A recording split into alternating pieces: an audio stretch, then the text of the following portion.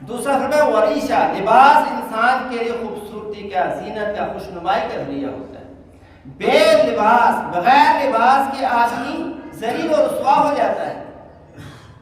تو لباس انسان کے لیے زینت ہے، تو اللہ نے میاں بیوی کو ایک دوسرے کا لباس فرمایا ہے، تو اس لیے کہ خاوند بیوی کے لیے خوبصورتی کا ذریعہ ہے اور بیوی خاوند کے لیے خوبصورتی کا ذریعہ ہے، اور دونوں کو حکم یہ ہے کہ دونوں ایک دوسرے کے لیے خوبصورتی کا ذریعہ بنے۔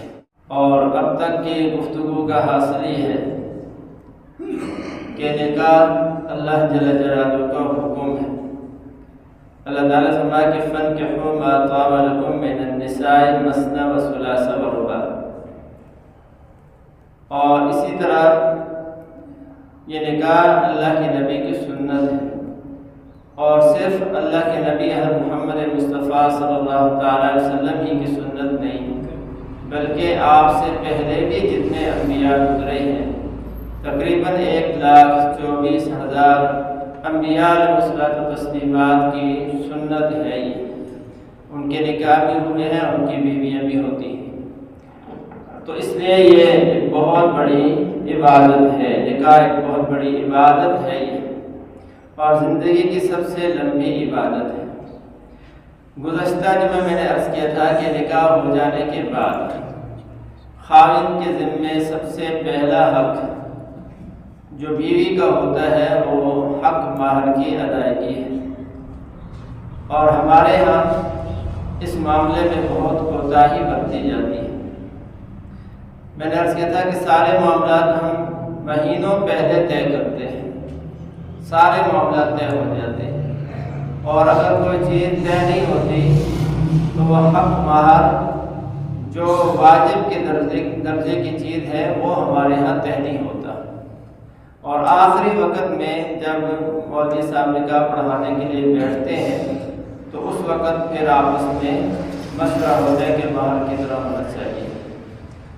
تو یہ بہت پہلے سوچنے کی اور طے کرنے کی چیز ہے یہ، اور پھر میں نے عرض کیا کہ ہمارے ہاں مہر کے معاملے میں بہت ہی افراد و تفرید ہے یہ، اور بعض دفعہ بہت ہی کم مہر رکھا جاتا ہے، اور اس میں نے عرض کیا کہ حضور علیہ السلام کی بیویوں کے جو مہر تھے وہ کتنے تھے، 480 درہم، 500 درہم، اور کم سے کم جو مہر کی مقدار تھی وہ 10 درہم، اس سے کم مہر نہیں، اور وہ 10 درہم بھی تقریباً آج کل کے اعتبار سے 17,000 روپے ان کو بنتا ہے۔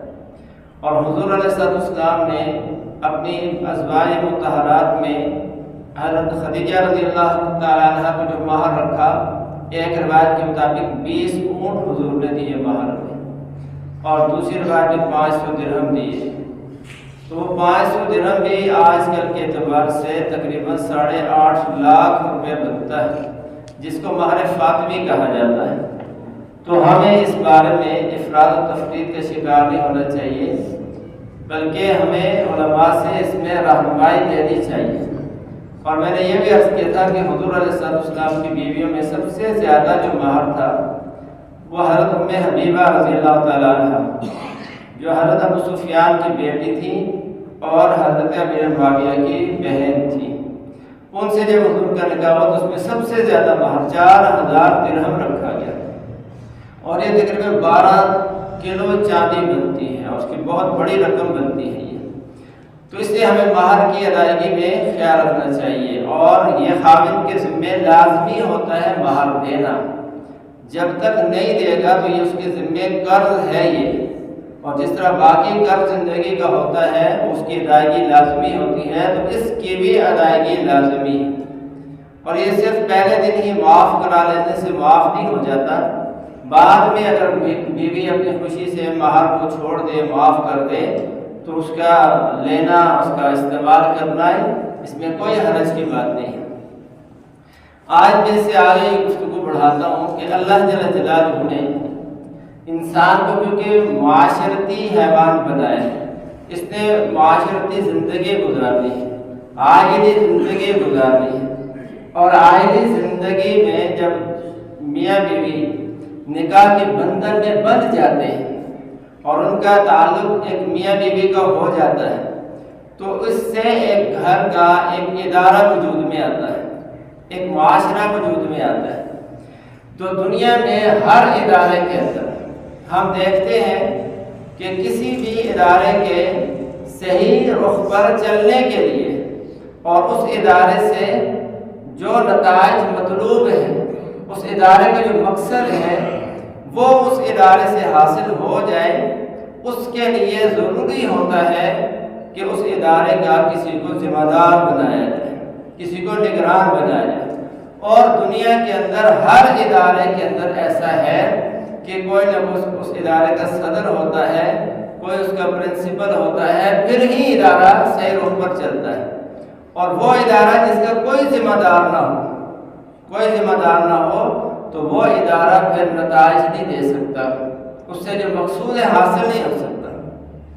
تو اب نکاح کے نتیجے میں میاں بیوی کی جو زندگی، عائلی زندگی وجود میں آتی ہے، تو یہ ادارہ بنتا ہے، اس ادارے کا سربراہ کون ہوگا، مرد ہوگا یا عورت ہوگی؟ یہ اللہ جل جلالہ جو اس انسان کا خالق ہے، اس کا مالک ہے، اس کا پیدا کرنے والا ہے، اس اللہ نے بتا دیا کہ اس ادارے کا سربراہ کون ہوگا، اس لیے کہ اللہ جل جلالہ جب مرد کا بھی پیدا کرنے والا ہے، عورت کا بھی خالق اور پیدا کرنے والا ہے، مرد اور عورت کے جسمانی مشین کو اللہ نے بنایا ہے، وہ اللہ ان کی صلاحیتوں کو بھی جانتا ہے، ان کی ذمہ داریوں کو بھی جانتا ہے۔ تو اس اللہ نے خاندانی نظام کو چلانے کے لیے اس خاندان کے ادارے کو صحیح رخ پر یہ چلے اور اس سے پھر مناسب اس کا رزلٹ بھی حاصل ہو، نتائج بھی نکلے، اس کے لیے اللہ فرماتے ہیں الرجال قوامون علی النساء، کہ ہم نے خاندان کا جو ادارہ ہے اس کا سربراہ اللہ فرماتے ہیں ہم نے مرد کو بنا دیا ہے۔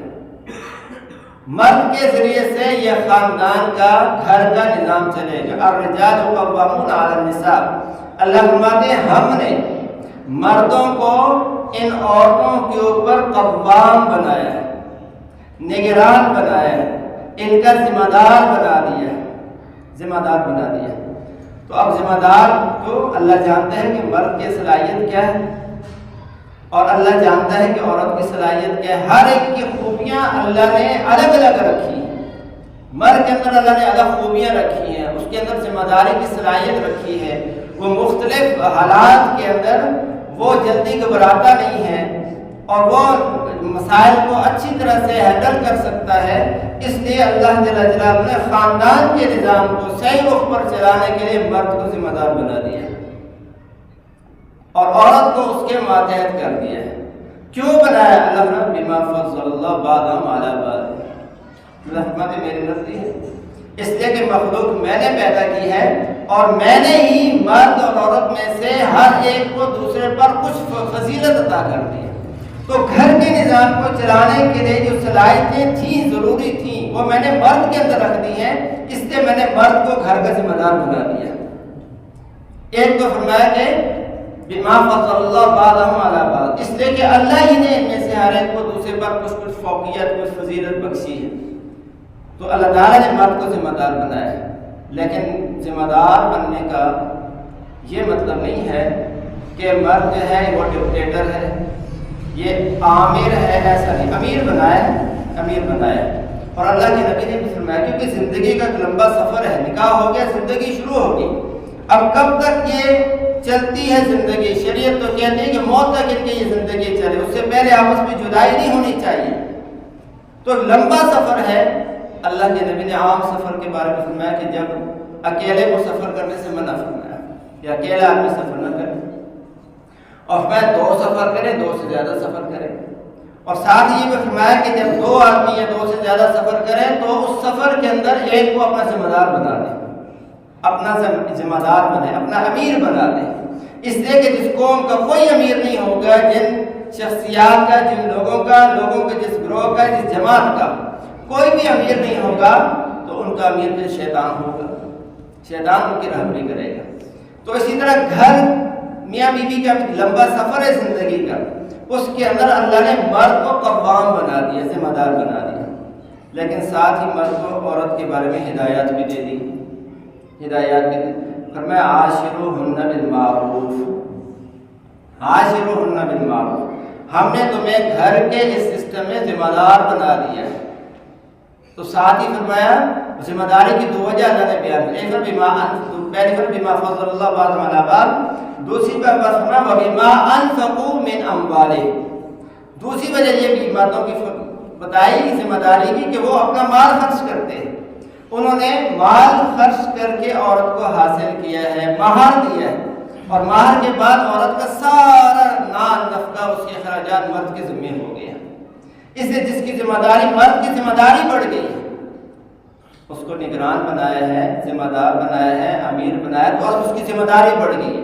पहले उसकी जिम्मेदारी सिर्फ उसकी अपनी जान की होती है, अब निकाह हो गया, शादी होगी, तो अब बीवी भी उसके जिम्मे होगी, उसका खाना पीना, नान नफका, उसके अखराजात, उसकी रियायत सारी मर्द के जिम्मे होगी।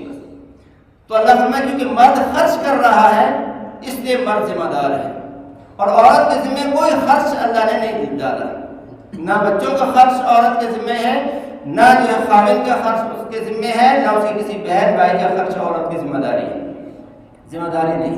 अगर ये बच्ची है, नाबालिग है, अभी शादी नहीं हुई, तो उसका नाम नस्ल इसके बाप के जिम्मे है, बाप नहीं है तो घर में बड़ा भाई है तो उसकी जिम्मेदारी है।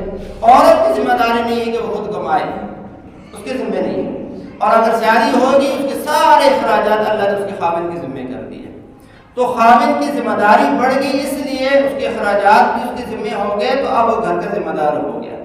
लेकिन जिम्मेदार होने के साथ ही फरमाया कि आमिर नहीं है, घर में डिक्टेटर नहीं है, ये घर का अमीर है और इसकी जिम्मेदारी है। और घर के अमीर का काम क्या है कि घर के जितने अहम मामलात होते हैं उनके अंदर मशवरा करके चलना। घर के मामलात में अपनी बीवी से भी मशवरा करना, बच्चे समझदार है बच्चों से भी मशवरा करना, फिर घर के मामलात को तय करना। और साथ ही बीवी के बारे में फरमा दिया अब तुम अमीर तो बन गए हो, ये तुम्हारी बांदी नहीं है, ये तुम्हारी नौकरानी नहीं है। फरमाया कि वजाला बैनकुम मवद्दतन व रहमा, अब अमीर तो तुम हो, ये तुम्हारी मामूर है, लेकिन इंतजाम मोहब्बत और रहमत और हमदर्दी का मामला तुमने करना है, मामला ये रखना है। और अल्लाह के नबी ने भी आयशा फरमाते बड़े फज़ाइल सुनाए, बड़ी जिम्मेदारियाँ मर्दों की जिम्मेदारी लगाई। और हुज़ूर अलैहि सलाम ने फरमाया कि खैरुकुम खैरुकुम अहसनुकुम अखलाकन, कि तुम में सबसे बेहतरीन वो है, बेहतरीन वो है कि जिसके अखलाक अच्छे हो, जिसके अखलाक अच्छे हो। और फरमाया कि वअल्तफ़ुहुम लिअहलिही, और तुम में सबसे बेहतरीन शख्स वो है कि जो अपने घर वालों के साथ बर्ताव के अंदर नरमी इख्तियार करता है, अपने बीवी बच्चों के साथ नरमी इख्तियार करता है, वो सबसे बेहतरीन है, सबसे बेहतरीन है। और मैं खैरुकुम लिनिसाइही, तुम में सबसे बेहतरीन वो है कि जो अपनी बीवियों के साथ बर्ताव करने में सबसे अच्छा हो, वो सबसे बेहतरीन है। और अपना फरमाया अना खैरुल लिअहली, मैं अपनी बीवियों के साथ बर्ताव करने में तुम में सबसे ज़्यादा बेहतर हूँ, सबसे अच्छा हूँ, अल्लाह के नबी ने। और हुज़ूर अलैहिस्सलाम ने अपनी बीवियों का सारी ज़िंदगी कितना ख्याल रखा, यानी 9 बीवियाँ एक वक्त में हुज़ूर की थीं, लेकिन उनमें से कभी भी किसी भी बीवी को हुज़ूर अलैहिस्सलाम ने मारा नहीं, झटका नहीं। तो ये मर्द तो अमीर तो है ये, लेकिन अपनी रियाया के साथ बीवियों के साथ बर्ताव करना, नरमी वाला मामला करना, ये अल्लाह ने इसकी जिम्मेदारी लगा दी, जिम्मेदारी लगा। अब हुजूर ने कितना ख्याल रखा, मैं इसका दूसरा रुख भी बयान करूँगा, दूसरा रुख भी बयान करूँगा। तो हुजूर ने कितना ख्याल रखा। अम्मा आयशा फरमाती हैं कि क्योंकि इनकी रुखसती जो हुई थी 9 साल की उम्र में हुई थी, 9 साल की उम्र में रुखसती हो गई, हुजूर सल्लल्लाहु अलैहि वसल्लम के घर आ गई। तो इनकी छोटी छोटी गुड़िया इनकी बनी होती थी, और इनकी जाहिर है कि घर में बच्चियाँ हो तो घर में दूसरी बच्चियाँ उसके साथ खेलने आ जाती हैं, तो अम्मा आयशा की सहेलियाँ इनके साथ खेलने के लिए आ जाती थी, और इनकी गुड़िया होती थी। इतने में जब घर गुड़ियों से खेल रही थी अम्मा आयशा भी और उनके साथ सहेलियाँ भी, इतने में हुजूर अलैहि सलाम जब घर आते तो वो जो सहेलियाँ थी वो छुप जाती थी आप सल्लल्लाहु अलैहि वसल्लम के अदब और एहतराम की वजह से। तो हुजूर उनको फिर बुला लेते कि चलो आओ तुम खेलो इसके साथ। तो हुजूर की बीवी है और वो गुड़िया के साथ खेल रही है, हुजूर अलैहिस्सलाम जो देख रहे हैं। अम्मा आयशा फरमाती कि एक दफ़ा مسجد نبوی کے اندر پورے حبشی جو تھے وہ کوئی کرتب دکھا رہے تھے مسجد نبوی کے صحن میں، تیر اندازی کو کرتب دکھا رہے تھے۔ تو حضور نے مجھے بھی کہا کہ تم عائشہ دیکھو گی؟ تو میں نے کہا دیکھ لوں گی۔ تو حضور علیہ السلام نے آگے پردہ لٹکایا، پردے کو تھوڑا سا ہٹایا اور مجھے اپنے پیچھے کھڑا کیا، تو میں جب تک وہ کھیلتے رہے میں حضور علیہ السلام کے پیچھے کھڑی ہو کر آپ کے کندھے کے اوپر اپنی ٹھوڑی رکھ کے، کندھے اور کان کے درمیان یہاں ٹھوڑی رکھ کے پیچھے کھڑی ہو کر یوں رکھ کے دیکھتی رہی۔ تو حضور نے مجھ سے پوچھتے رہے کہ عائشہ اور دیکھنا ہے اور دیکھنا ہے؟ جب میرا دل بھر گیا دیکھنے سے میں نے کہا اللہ کے رسول بس میں نے دیکھ لیا۔ تو اتنا حضور علیہ السلام ان کا خیال رکھ رہے ہیں۔ اما عائشہ فرماتی ہیں کہ ایک دفعہ ہم سفر میں حضور علیہ السلام کے ساتھ تھے، تو آپ علیہ السلام نے سارے صحابہ کو فرمایا کہ تم پیچھے ہو جاؤ، دور ہو جاؤ۔ صحابہ پردے میں ہو کے پیچھے ہو گئے۔ اب حضور علیہ السلام نے حضرت عائشہ کے ساتھ دوڑ لگائی۔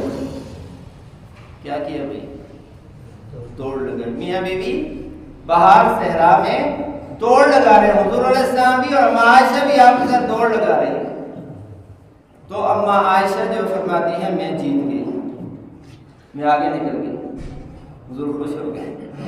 پھر کبھی ایسا موقع آیا سفر میں، پھر میں حضور کے ساتھ تھی، صحابہ کو پھر حضور نے پیچھے کر دیا، میں آج پھر دوڑ لگائیں گے۔ اب کہتے ماشا کہتی کہ اب تھوڑی میری عمر بھی بڑھ چکی تھی، میں تھوڑی بھاری بھی ہو گئی تھی، اب ہم نے دوڑ لگائے تو اب حضور علیہ السلام آگے نکل گئے اور آپ علیہ السلام میں تیل کا بھی تیل کا یہ اس کا بدلہ ہو گیا، جو تم پہلے جیتی تھی اب میں جیت گیا، آپ برابر ہو گئے۔ تو یعنی حضور علیہ السلام جیسی شخصیت جو امام الانبیاء ہے، اپنی گھر والی کو خوش رکھنے کے لیے اس کے ساتھ کتنا بہترین سلوک کرے۔ تو ایک طرف تو خاوند کو اللہ نے کیا فرما دیا، الرجال قوامون علی النساء، کہ گھریلو زندگی میں مرد ذمہ دار ہے گھر کی زندگی کا، لیکن مرد ذمہ دار ہونے کے ساتھ یہ نہیں ہے کہ مرد جو ہے ڈکٹیٹر ہو گیا، آمر ہو گیا، اب یہ جو ہے وہ اپنے گھر میں ایسے حکم چلایا گیا جیسے کہ جو ڈکٹیٹر حکم چلایا کرتا ہے، ایسا نہیں ہے۔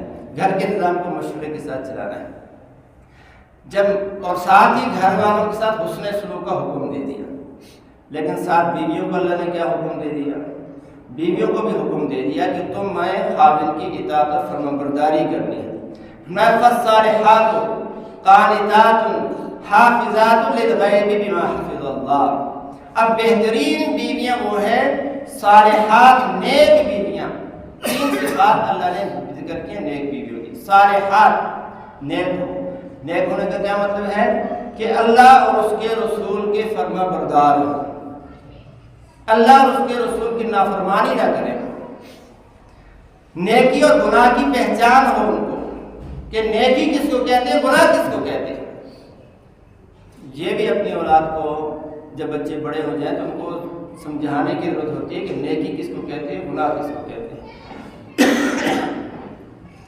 یعنی میاں بیوی شادی ہو گئی، نکاح ہو گیا، سال ڈیڑھ سال بعد بھی بعض دفعہ وہ آ کے ہم سے پوچھتے ہیں کہ ہم نکاح کے بعد بھی گناہ کی زندگی گزارے، یعنی نیکی اور گناہ کا ان کو تصور ہی نہیں ہوتا کہ کیا نیکی ہے کیا گناہ ہے، نیکی کیا ہے گناہ کا کیا ہے۔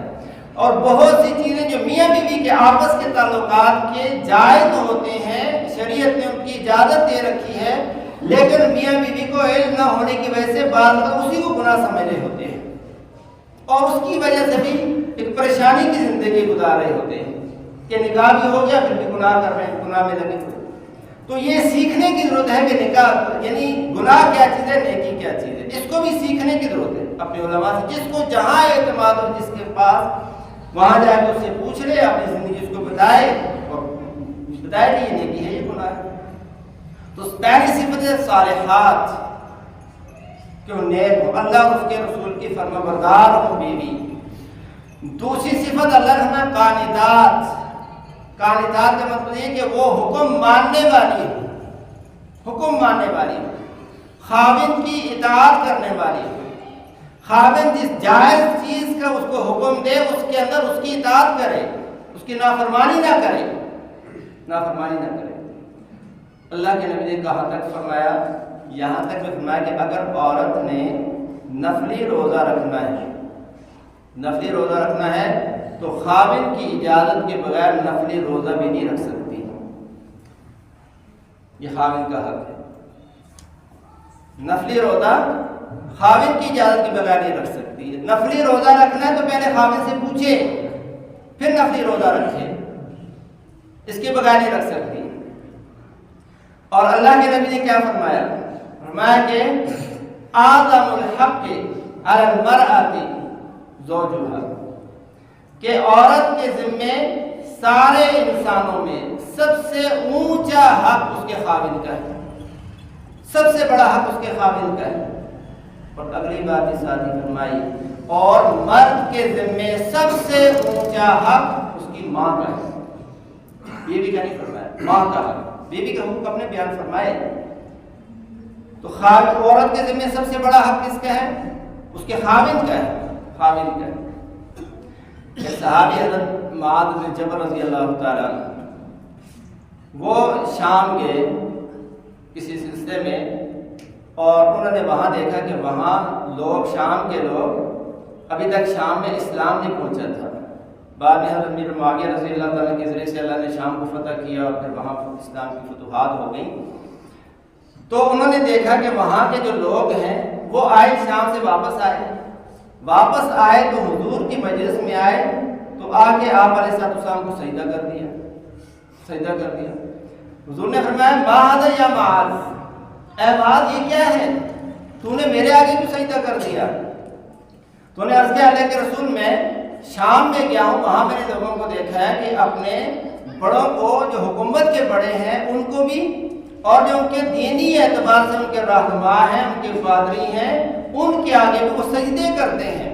تو ہمارے لیے تو سب سے بڑی ہستی آپ ہیں، لہذا ہم آپ کے سامنے سجدہ کریں. تو حضور علیہ السلام نے اس وقت فرمایا لو كنت آمر احدا لأن يسجد لأحد، فرمایا پہلے فرمایا کہ تم میرا کہ سجدہ نہ کرو، اور ساتھ ہی فرمایا کہ اگر میں کسی انسانوں میں سے کسی کو حکم دیتا کہ تو کسی انسان کے آگے سجدہ کر، تو فرمایا میں لآمرت امرأة ان تسجد لزوجها، تو میں عورت کو حکم دیتا کہ وہ عورت اپنے خاوند کو سجدہ کرے.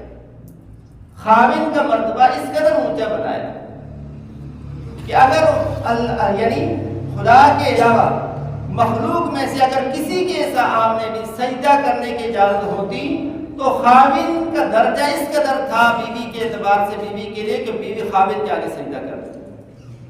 اسی طرح ایک اور موقع پر اللہ کے نبی نے فرمایا، حضرت قیس بن عبداللہ رضی اللہ عنہ، یہ ہیرا کے ایران کا علاقہ تھا، وہاں گئے، وہاں لوگوں کو دیکھا سجدے کر رہے ہیں. تو آگے حضور سے عرض کیا اللہ کے رسول وہاں لوگ اپنے بادشاہوں کے سامنے سجدے کرتے ہیں، ہم آپ کے سامنے سجدہ کریں. تو حضور نے اس وقت یہی بات ان کو فرمائی. ایک تیسرے موقع پر اما عائشہ کہتی ہیں کہ ایک اونٹ جو ہے حضور کی خدمت میں آیا اور آپ کے سامنے ایسے جھک کے جیسے سجدہ کرتا ہے. تو صحابہ نے عرض کیا اللہ کے رسول یہ حیوان مخلوق، یہ جانور آپ کے سامنے جھک رہا ہے سجدہ کرے تو ہم آپ کے سامنے جھکیں سجدہ کریں. تو حضور نے اس وقت یہ فرمایا کہ میں کسی انسان کے سامنے سجدہ کرنے کی اجازت نہیں دیتا. اگر کسی کو اجازت دیتا تو بیوی کو حکم دیتا کہ خاوند کے آگے سجدہ کرے. تو یہ اللہ تعالیٰ نے ایک نظام بنایا. تو عورت کو حکم کیا فرمایا قانتات، عورت کی ذمہ داری ہے کہ خاوند کی مانے. اب ساتھ ہی فرمایا کہاں تک مانے. تو حضور نے مسئلہ حل فرمایا السمع والطاعہ، کہ آدمی کے ذمہ ہے کہ مانے اور اطاعت کرے جب تک کہ خاوند اس کو اللہ کی کسی نافرمانی کا حکم نہ دے. اللہ کی نافرمانی کا حکم نہ دے اس وقت تک عورت کی ذمہ داری ہے کہ خاوند کی مان کے چلے. اور ساتھ ہی فضائل سنائے اللہ کے نبی نے. فرمایا کہ اگر وہ عورت، کسی عورت کا انتقال اس حالت میں ہو کہ اس کا خاوند اس سے راضی ہے تو اللہ کے نبی نے فرمایا کہ دخلت الجنہ، ایسی عورت جنت میں داخل ہوگی. اور اگر کسی عورت نے ایک رات بھی ایسی گزاری کہ خاوند اس سے ناراض ہے، اسی رات فرشتے، اللہ کے فرشتے اس عورت پر لعنت بھیجتے ہیں کہ عورت ایک رات بھی ایسے گزارے کہ اس کا خاوند اس سے ناراض ہے، اس کی ناراضگی میں وہ سو گیا ہے. تو اس رات کو اللہ کے نورانی فرشتے اس کے اوپر لعنت بھیجتے ہیں اس عورت کے اوپر. تو عورت کو حکم دے دیا کہ خاوند کی باندھنی ہے. خاوند کو حکم دیا کہ عورت کے ساتھ بہترین سلوک کرنا ہے. اگر ہم چاہتے ہیں کہ ہماری زندگی گھریلو زندگی بہت سکون سے گزرے، کامیاب زندگی گزرے، تو صرف ایک آیت قرآن کی ہم اس پر عمل کر لیں. وہی سناتا ہوں آخر میں. اب جلدی نہیں آتے نا. اب میں گھڑی کو دیکھ رہا ہوں تو اب مجھے بات سمیٹنی پڑ رہی ہے گھڑی کی وجہ سے. آپ تھوڑے سے بیٹھے ہوئے ہیں تو اب مجھے دل کر رہا ہے کہ میں اور بات پوری کروں اپنی میں. ایک آیت میں اللہ کے نبی نے مسئلہ حل فرمایا کہ ہن لباس لکم وانتم لباس لہم. میاں بیوی کے آپس کے تعلق کو اللہ جل جلالہ نے بہت خوبصورت انداز میں بیان فرمایا. فرمایا ہن لباس لکم، عورتیں تمہارا لباس ہیں، تمہاری بیویاں تمہارا لباس ہیں. وانتم لباس لہن، اور تم اپنی بیویوں کے لیے لباس ہو. اب علماء نے یہاں فرمایا کہ اللہ نے لباس کیوں فرمایا. دوسری آیات میں قرآن میں اللہ نے لباس کے جو مقاصد ہیں وہ بیان فرمائے. لباس کا مقصد کیا ہوتا ہے؟ لباس کا مقصد کیا ہے؟ لباس کا پہلا مقصد اللہ نے سورہ اعراف میں بیان فرمایا ہے. اللہ فرماتے ہیں انزلنا علیکم لباسا یواری سوآتکم وریشا. دو مقصد یہاں بیان فرمایا کہ ہم نے تمہارے لیے لباس اتارا ہے. اللہ نے آسمان سے اتارا ہے. لباس وہ کیا جو عام ہم لباس پہنتے ہیں، یہ بنا ہوا، یہ ظاہر ہے کہ روح سے بنتا ہے اور زمین سے نکلتی ہے اور یہ سارے آسمان کے پانی سے ہوتا ہے. اللہ فرماتے ہیں ہم نے اتارا ہے. کیوں اتارا ہے؟ یواری سوآتکم، کہ یہ لباس تمہارے جسم کے جو چھپانے کے حصے ہیں ان کو یہ چھپاتا ہے. جو شرم کے حصے ہیں جن کو تم ظاہر نہیں کرتے، یہ لباس ان کو چھپاتا ہے. اب ہم اس آیت پر آئیں تو لباس کیا کرتا ہے؟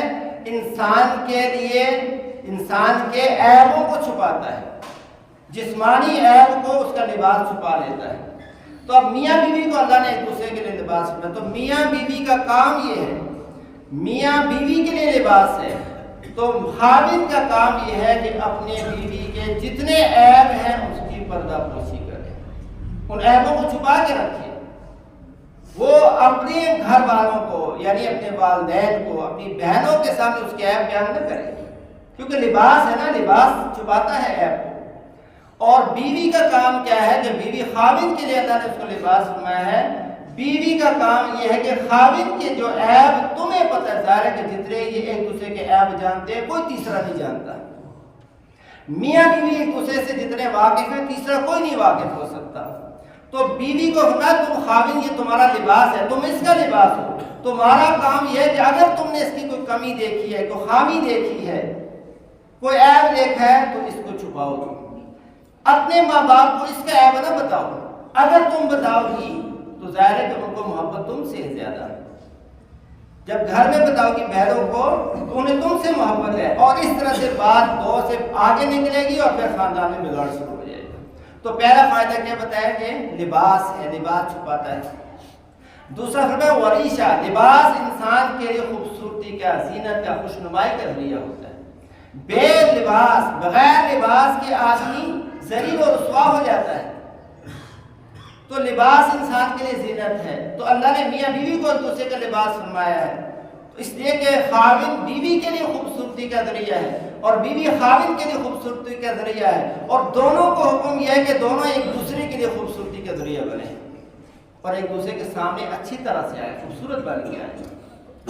حضرت ابن مسعود فرماتے ہیں کہ میری بیوی میرے لیے خوبصورت بنتی ہے اور میں اس کے لیے خوبصورت بنتا ہوں، تاکہ جس طرح وہ میں چاہتا ہوں کہ مجھے بیوی اچھی نظر آئے تو بیوی بھی چاہتی ہے کہ خاوند بھی اچھا نظر آئے، صاف ستھرا نظر آئے. تو یہ فرمایا کہ زینت ہے ایک دوسرے کی. اور فرمایا کہ اسی طرح لباس عزت کا ذریعہ ہوتا ہے، لباس وقار کا ذریعہ ہوتا ہے.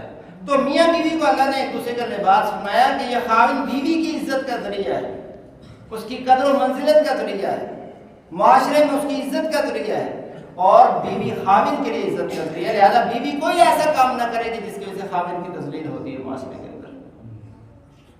اور چوتھا اللہ نے جو بتایا ہے لباس کا فائدہ بتایا ہے کہ لباس جو ہے وہ گرمی اور سردی سے بچاتا ہے. لباس سے انسان کی حفاظت ہوتی ہے، جسمانی حفاظت ہوتی ہے، کردار کی بھی حفاظت ہوتی ہے. تو میاں بیوی کو اللہ نے لباس فرمایا تو میاں بیوی بھی ایک دوسرے کے لیے حفاظت کا ذریعہ ہے. خاوند کے ذمہ بیوی کی حفاظت کرنا، بیوی کی ذمہ داری ہے خاوند کی حفاظت کرنا. تو اگر ہم اس آیت پر میاں بیوی عمل کر لیں اور ان کو ہم شادی سے پہلے یہ سمجھائیں کہ تم نے زندگی ایسے گزارنی ہے تو کبھی پھٹے نہیں پڑیں گے، کبھی گھریلو زندگی خراب نہیں ہوگی.